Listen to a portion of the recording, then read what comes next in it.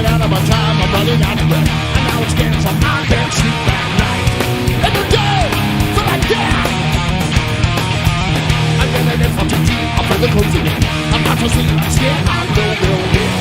Even so, I'm a man. Do you believe what you hear? Do you believe what you see? Do you believe what you feel? Can you believe what is real? You to it. Yeah. I'm sorry, but my English is a hell. Don't worry, man. You know, one thing that I would like to do, and something always seems to get in the way, is be able to speak Portuguese when I come to Brazil. My fans in Brazil just maravilhoso, and I would love to speak more Portuguese. Normally I say obrigado, muito obrigado, but I would love to speak more Portuguese. Every time I start, something goes wrong, but don't worry about your English. Portuguese is a very hard language. It's a challenge, yeah. And the sounds are so different to other languages.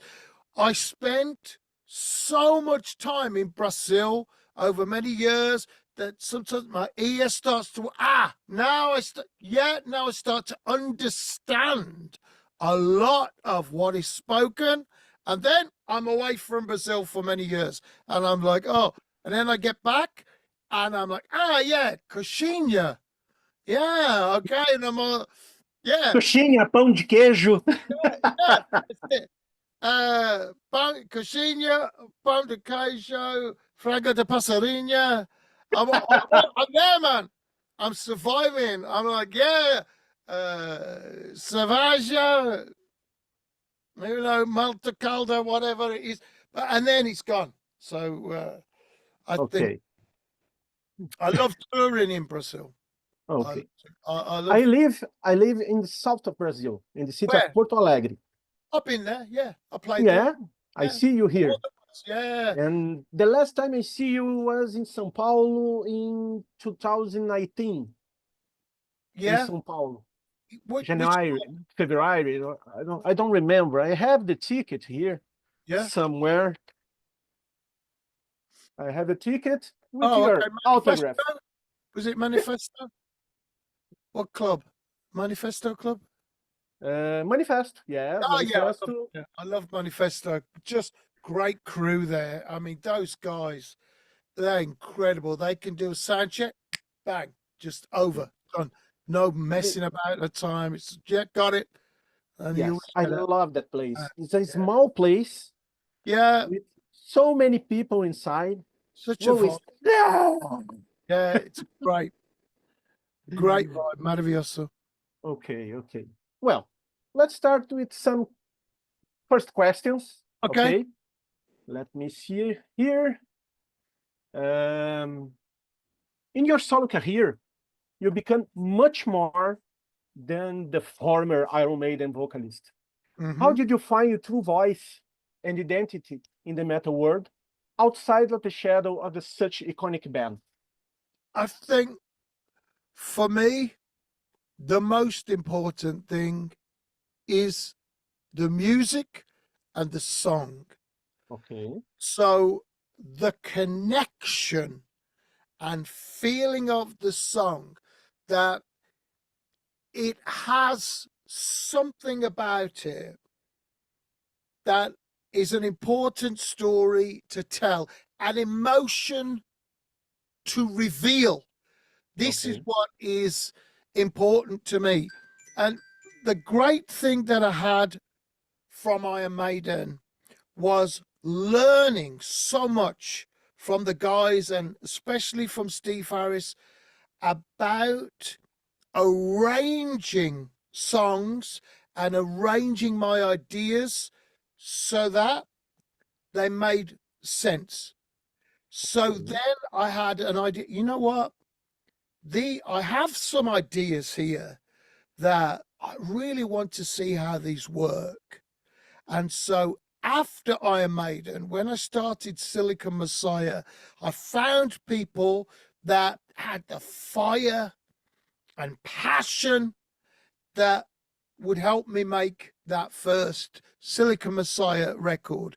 The artwork for Silicon Messiah is Brazilian artist, and it's the photo that the artwork is based on is taken by a Brazilian photographer as well. It has a very strong link, that start, that Silicon Messiah, to Brazil and my time there. So I felt this was important. So to go forward, I felt I had this idea of where I wanted to go after Maiden, with 2 guitars, still have harmonies, interesting drums, still have a lot of drum fills in the right places, so that as you're telling the story of the song, you have a vocal that comes towards you, and then an instrumental that comes alive and says, this is the song.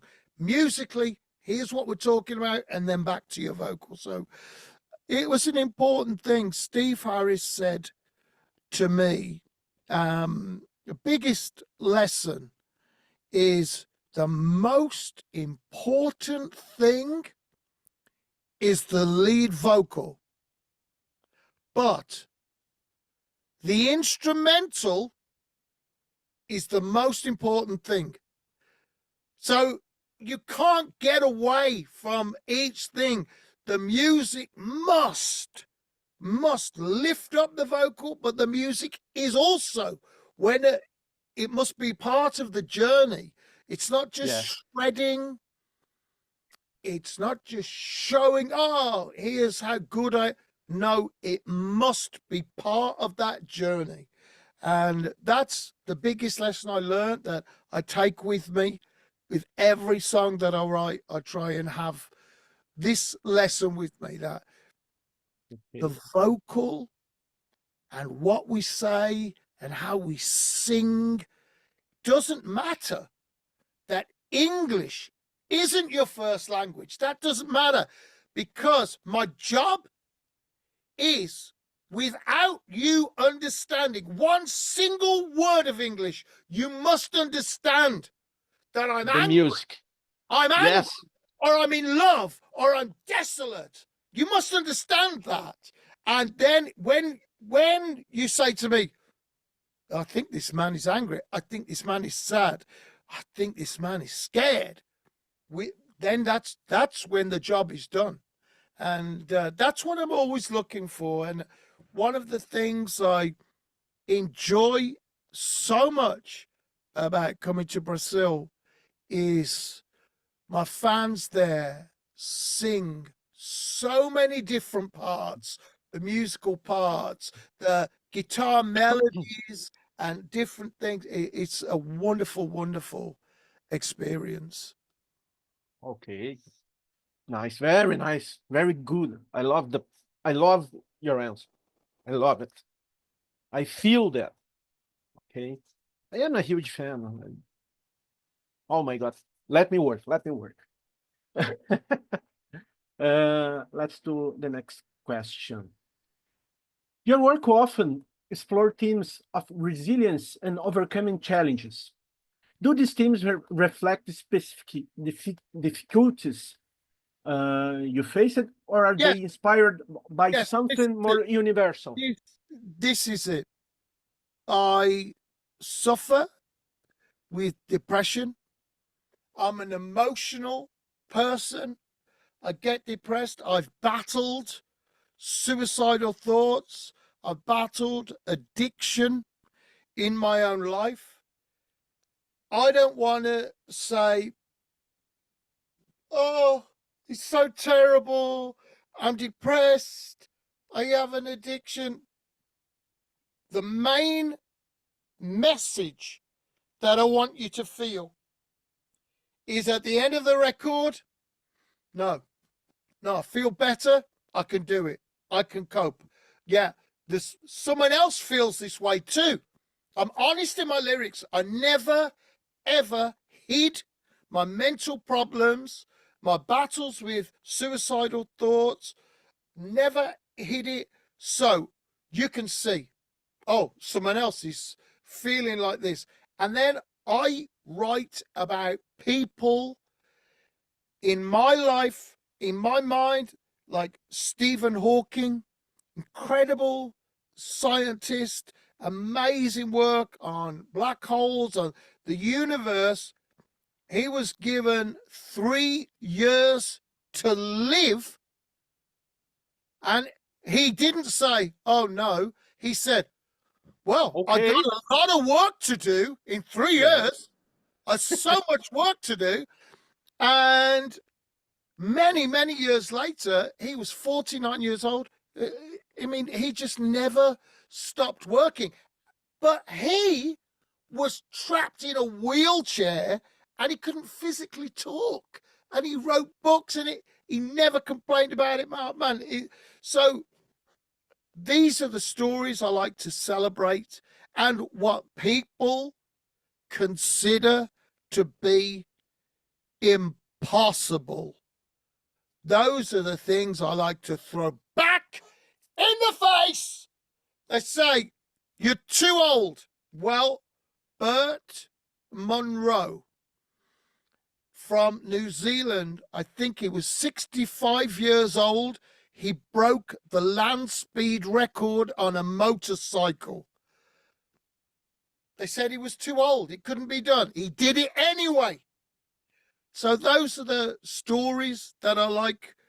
And with my music, I like to write interest. Not every song is about that, but I like to come back to the feeling of, overall, when you listen to the Circle of Stone album, to the War Within Me album, to Silicon Messiah and 10th Dimension and Blood and Belief, I like to come back to the theme of, you know what?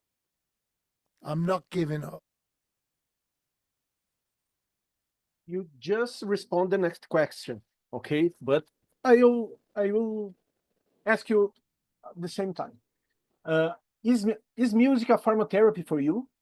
If so, is this a particular song that has acted as an emotional catalyst during a tough time?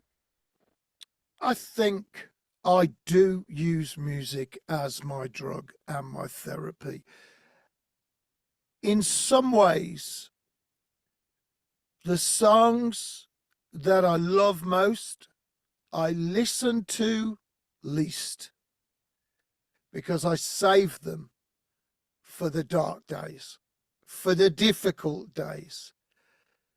Slayer, Rain in Blood is one of my ultimate albums, and Dio, Holy Diver, another one, and Metallica, Master of Puppets, and many songs, and some not metal, you know, so Bruce Springsteen as well, some of his music. And I save those songs that I love for those days when I go, it's a challenge to look forward. And then you think, you know what? This is a day for Master of Puppets. Master! Master! Where's the dreams that I've been after? Master! Master! Promise no lies! That's when you go, Red in Blood! That's the thing. So yeah, it is right. And the thing where I think that music is underestimated, and live music, I feel this. I'm lucky. I have so many fans in Brazil. When I come to Brazil and play to all my fans, there is a connection there. Doesn't matter if I haven't been there for a long time. Bang, man, we're connected. We're singing out songs together. Something is happening. And we walk out both. We come away from that concert and there's been a moment of magic. And that's underestimated. I think that's important, that we feel that and we value that, because in dark moments, what have we got? We got the memory of a great concert that we had together. Yes. So deep, so deep. Let's go. Have you ever felt like your career was on the edge of a cliff? How did you deal with, and how have those moments shaped your view of what success means? Oh, one thing is, I stopped thinking of it as a career a long time ago. It's a way of life, and it is a blessing and a curse, because it's the thing that I love. So when it goes well, I feel good. And when it doesn't go well, when my music doesn't go well, when I haven't got gigs, when it feels like nobody wants to listen to me, it feels like the world is ending. That's not good. So I haven't thought of it as a career. I've thought, I want to do good work. I want to write songs that are meaningful. Every song is a journey. It's a part of, where will this be a great song that will live on and mean something to other people? Okay, that's done. All right, it's what it is. Now let's see, what will the next song be? What will the next emotion be? And that's how I look at it. And sometimes, especially with the pandemic and all of the horrible things, that was one of the worst times of my life, because I thought, does this mean that we can never be in a concert together again? And that was harsh, because for a little time, a few moments, it felt like that was the end of my world. So yeah, I felt that it's on the edge. I've worked a job after Maiden. I spent all my money trying to get a band together, making my albums, everything. I was betrayed, cheated. I've been broke. I lost everything, and I came back from nothing 3 times. I did it. And through all of that, what you can say is that my fans believed in me and supported me whenever they could, and they really kept me going. Cool. Let's see the next question. Okay. Your solo shows are very intimate, almost like a conversation with your fans. Do you feel that this personal connection is something that was missing in bigger projects like Iron Maiden? I feel it's something that I understand now about myself that I didn't understand back then. And there is a difference in that in my project, Blaze Bayley, I write all of the lyrics, and I am a producer. I'm the producer of the album with my colleague, Chris Appleton. We produce the album together, and there's a conversation going on, which I'm thinking all the time, how will I sing this to my fan? How will my fan interpret this? What is the feeling in the heart of my fans when they hear this song live? And when we're in the studio and in the writing process, this is always there. How will my fans feel? What will happen in their heart?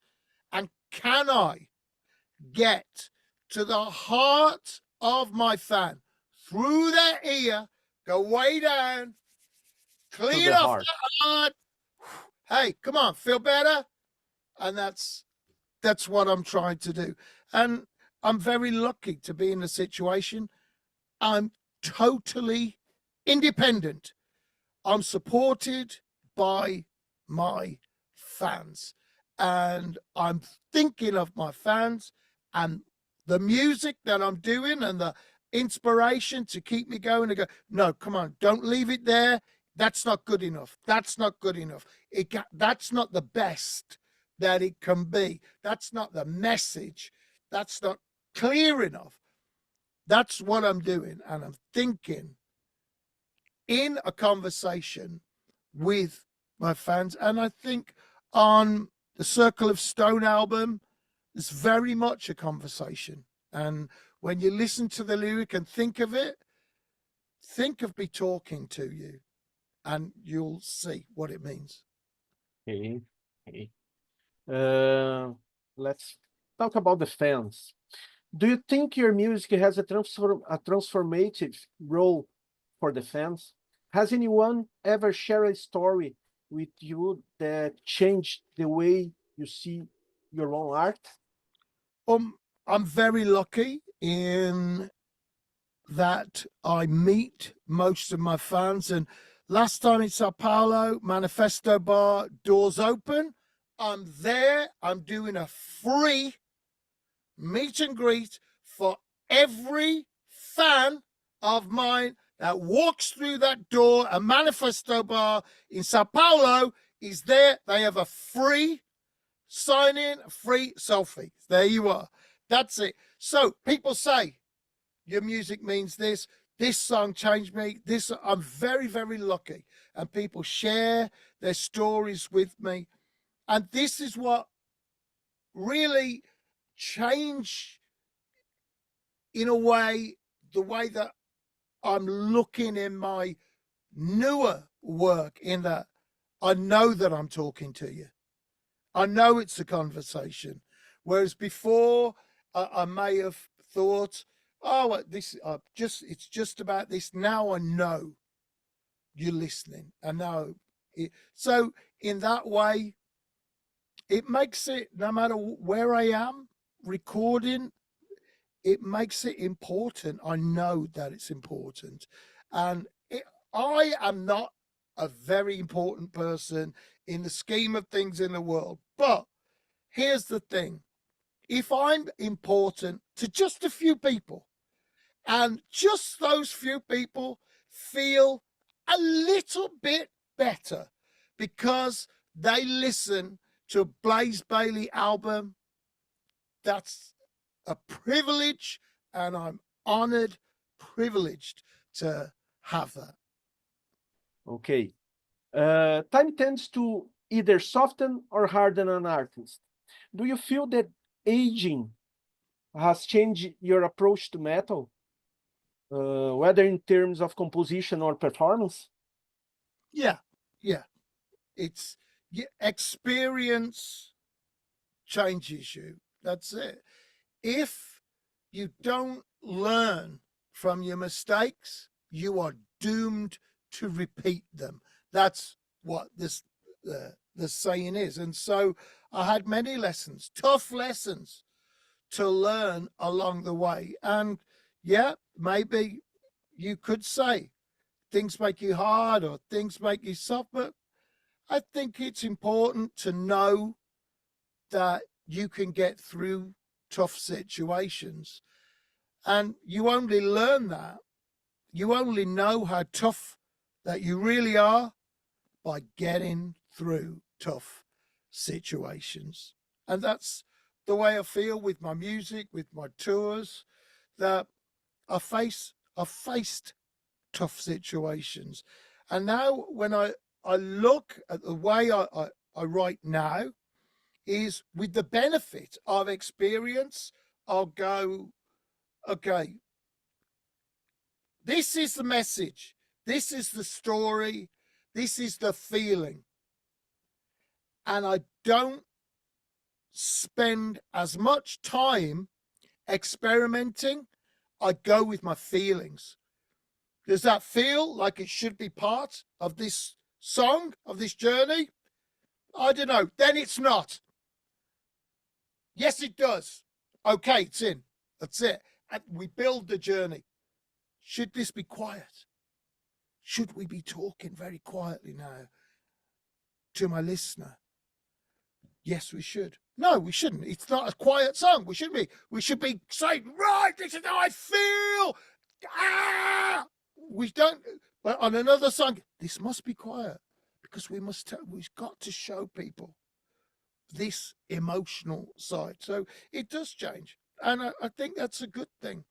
Yeah, learn your lessons, you have experience, you bring that. So now, if you look at War Within Me, and then you look at Circle of Stone, they're different to Silica Messiah, but still you can see the passion of Silica Messiah and the truth of Silica Messiah and the truth of Circle of Stone.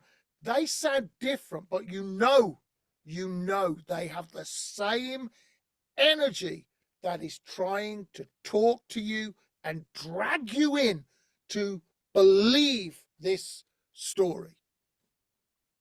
Okay. Let's do the next question. Is there any fear that over time the relevance of your music could be diminished in an increasingly saturated world of new artists? That is a great question. That is an absolutely a great question, because it is scary the amount of new music that is out there. People have choices to make, and I think that's a great question. My feeling is that I'm a live artist and I make records so that I can come on tour and see my fans and perform live for my fans. So in one way, that takes it down a little bit, because not everybody goes out and performs. Not everybody goes out. They don't have the opportunity that I have to play live. But I think, well, I don't know where I'll be in the future, whether I'll be forgotten or I'll be an important artist. I don't know. But the future isn't written. And neither is the past, really, because the future will always dictate the way that we view the past. And so we'll see in a few years what happens with the Circle of Stone album. And I think what's going to happen with my Silica Messiah album, the anniversary of that, we'll see what happens. And then in a couple of years, we'll have this interview and you tell me, is my music diminished by new artists? Okay. Let's do the next. Metal has always been a genre that dares to confront mortality and the human condition. What does metal mean to you, philosophically speaking? Well, musically and philosophically, I think metal, it covers a lot of things, but we choose to walk a narrow path. And we go, here's drums, electric guitar, vocals, and a bass guitar. And with that, we do incredible things.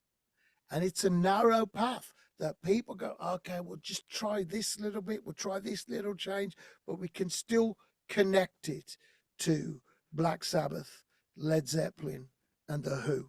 We can still connect it to those very first early artists, the first AC/DC albums. We can still connect what we do now here in 2025 to what was happening in 1978 and 1969. There is a connection there. And I feel that I'm part of that connection. Okay. Do you think heavy music can be a form of spirituality for those who don't find resonance in traditional religions? Well, for me, music is Religion. the same as a religion because it's my way of life. And what we talked about earlier, having songs that move you, well, this is normal for us as metal fans. We know what moves us. We know what gives us joy. When we're grieving, we know the songs that join us in our grief and allow us to grieve and to begin to heal. So for me, a lot of music that is under the banner of metal is spiritual. And in my own music, then I have a song on my new album, on the Circle of Stone album, and Until We Meet Again, which is inspired by my fans because we have a wonderful concert. We are in the same moment and we don't want it to end, but it has to end. And all we can say is, well, until next time. And that was inspired. I wrote that lyric while I was on the tour and came up with some of the melodies. And I would say for me, that's spiritual and emotional, that song, because it's that deep feeling of a connection and a sadness at going, the concert has to end. And also there is, well, tomorrow we see people in the next town and we have this opportunity to see people and try to make a special, magical, emotional moment again. Let's go. Many artists prefer the comfort of a major record label, but you choose the path of independence. What is the cost of artistic freedom, and why it's worth it? Slavery. You know, slavery. Slavery. It's a slave system. It's a slave system. In the old system, what is slavery? The slave is the master and not even a worker, a slave who must do for pure subsistence whatever they are told to do, whatever it takes them, that's it. They don't have, what is it to be a slave? To not have your own destiny, to not have your own future. So the old system is the slave system. When you have freedom, of course, you're not going to be the rich slave master. But what is that freedom to say, today I will do this with this person? What is that freedom worth versus today you must do that in that way that I tell you, or you will not eat? What is that? It is the slave system. They have all the money. You want to make what do I want? I want to make a record. If I'm in the slave system, they decide when I make the record. They decide if the record comes out. And sometimes they decide if my record and my song is good enough. Who are they? They didn't live my life. Don't tell me if my song's good. If you know nothing about me and about my life, and you know nothing about my fans. So I will stay free. I will stay independent. I'm out of the slave system now. I'm a free man writing my songs for my fans that support me. Okay, brave. Let's go.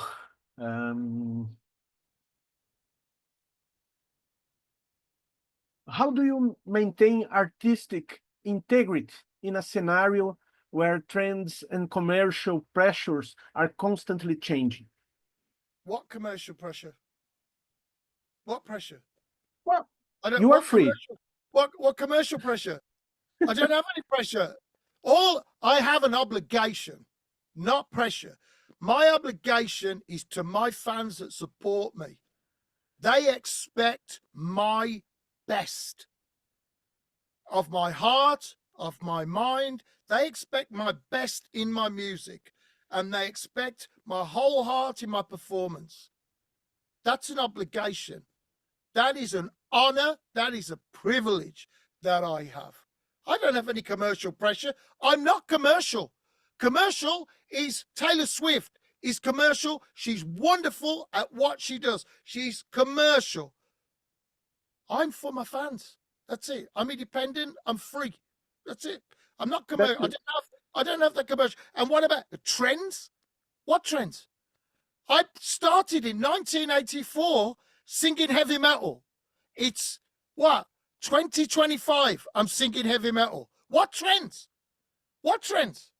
Nothing is going to change it. Nothing can change it. But you can't change my heart because it's metal. Okay, let's go. Have you ever thought about how you like your career to be remembered in the future? Is there a song or album that you feel best encapsulates who you are? Well, one thing that I really enjoy is when people do covers of my songs. I'm very, very sorry. I forgot the name of the lady, and she did a really great cover of one of my songs called One More Step. And for me, that is something special when somebody says, I like that song so much, I want to sing it and I want to feel it. So that is all really. Well, the future is still there, and I feel I've written some songs that are important to me and my fans have enjoyed and are important to them. I feel there is something very special in these next few years that has to come. I don't know what it is, but I just feel it. Where we are in the world, where I am in my life, that something very special is on its way. Okay. For you, is an artist's legacy defined by the music they create or by the lives they impact? For me, I hope it's my music that I make, and I hope that that will live with people and give them joy. That's what I would like to happen, because life is full of twists and turns and misery and joy, tears and pain, and being resilient and proud. Life is crazy. You don't know what's around the corner. You don't know if you'll be alive tomorrow. So I think what I have is my songs and my music, and that's important to me. I've been honest with my music. I've been honest with my lyrics. I've wrote about things that I think are important, and I hope that people will remember that. But I think we're on our way somewhere. So maybe it's not this era and Circle of Stone they will remember. Maybe it's something that's in the future. Okay. Let's see. Is there something you consider underestimated in your career? Wherever it's a song or an album or even a decision you made? Well, I think I was very unlucky, and I think I made a bad decision. I didn't know at the time. I would do things differently. I would not have signed a record deal with Silicon Messiah. I would have started independent. If I knew then what I know now, I could have started my record label, which is small. It's just me on my label, Blaze Bayley Recording. I could have started that then. And I had enough money at the time. My friends from Sabaton. They bought a tour bus. They bought their own tour bus. I could have done that.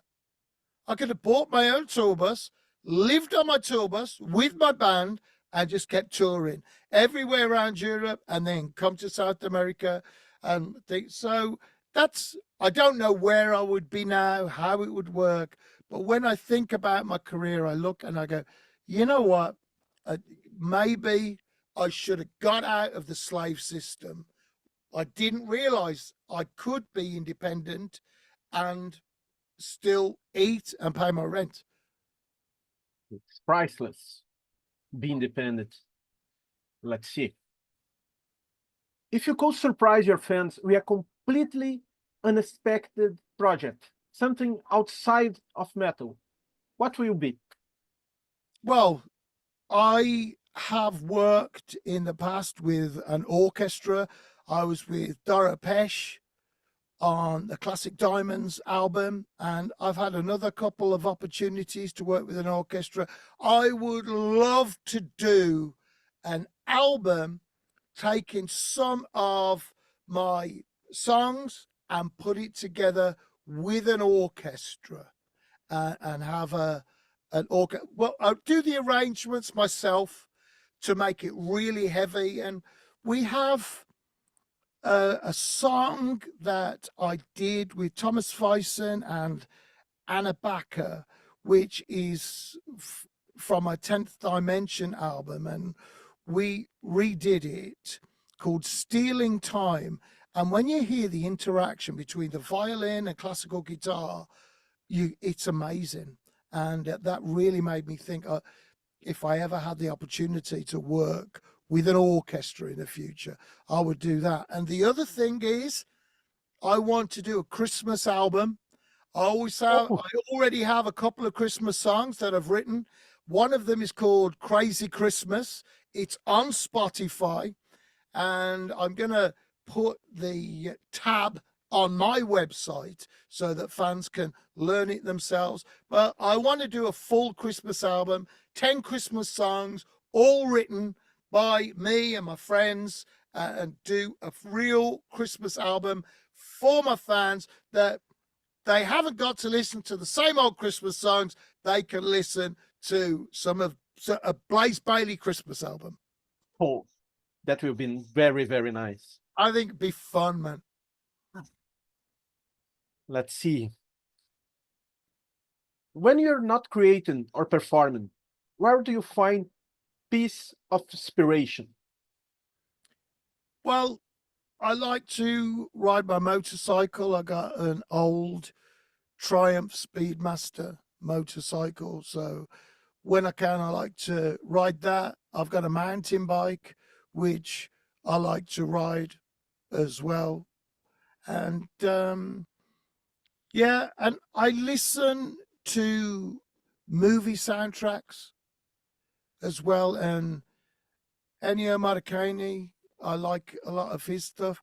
And what is interesting, I find, is that even though he was trained classically and everything, that in his past, what he did was he joined a group of experimental composers, and they worked with different sounds and things that could fit into music.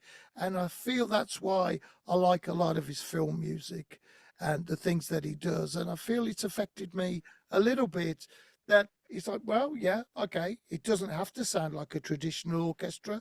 It can sound like this. And what you're doing is finding the emotional connection. And I really like that about film music and movie scores. So I often listen to that away from metal and rock that I love so much, for my inspiration and to let my mind wander. Okay. The last question I wrote, okay.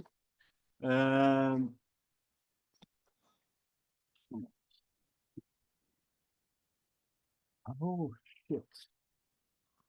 I lost the question. Here. Here. Do you feel there is divide between Blaze Bayley, the artist, and Blaze Bayley, the person, or are they inseparable? I think it's two sides of the same coin, because what I've noticed is if I don't do a concert, if I haven't been on tour for a little while, I start getting a lot louder around my home and more excitable at all of this. And then when I've been on tour, then I'm all calm, because that side of me that is loud and gives that kind of craziness, that side of me is let out on the stage and all that energy is used up. But when I'm not on tour for a while, that energy starts to come out in different ways. And sometimes I can get into trouble. Okay, I made these questions more deeper than the regular interview. But Okay. of course, there's some question Yeah, it's everything bananas. asking you. It's bananas. That is my greatest fear. It's bananas. Yeah. I have a fear of bananas, and I worry about it because of accidents that could happen with bananas. So I find when I'm on tour, though a banana is a great food and will get you, I can anyway, I can get through a day and do a concert on one banana. But I fear bananas in the wrong place. Why is that banana there? This is a fear for me, is bananas. So Here is banana. Don't come at me with a banana. Don't come at me now, because I will take you out, man. I will kill you. Don't come at me with that bananas now. Telling you.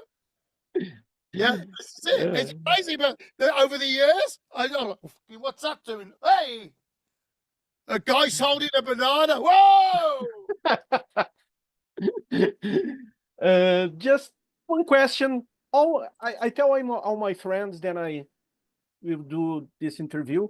Okay. And all what they said, don't do it. Don't do it. No, leave him. It's too dangerous.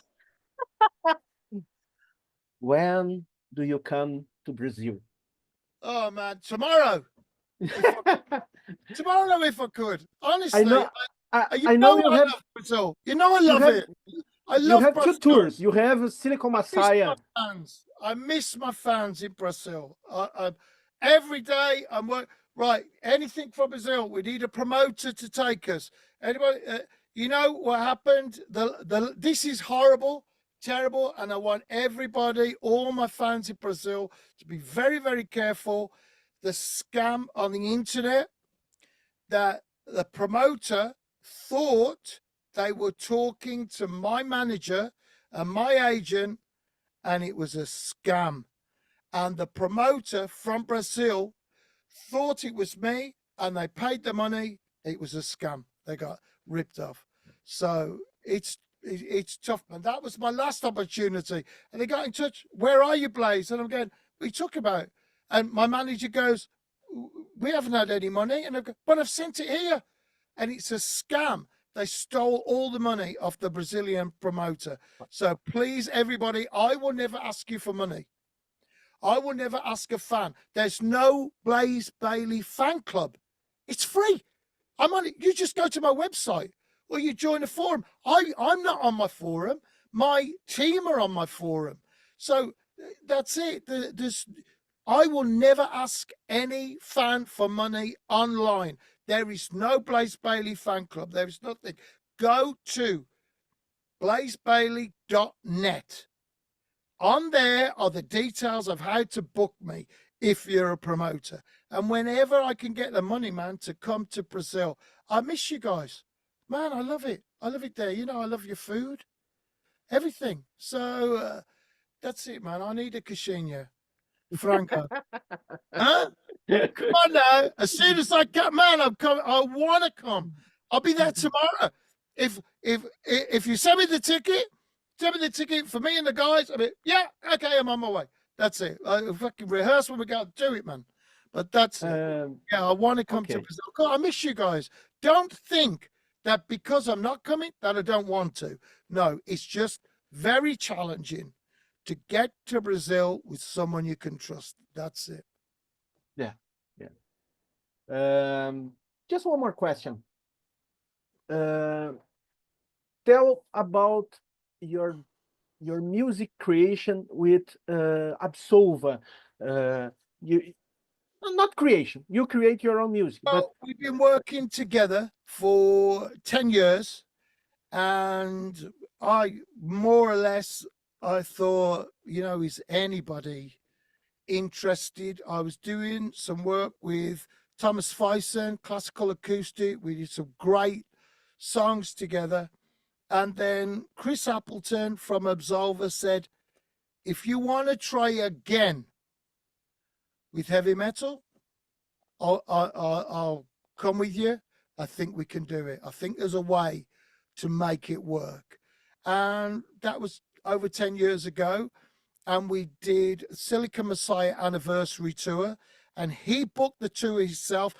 When I did Silicon Messiah after Iron Maiden, when it came out, the manager I had at the time did not book one single show to go with the release of the album. No tour, nothing.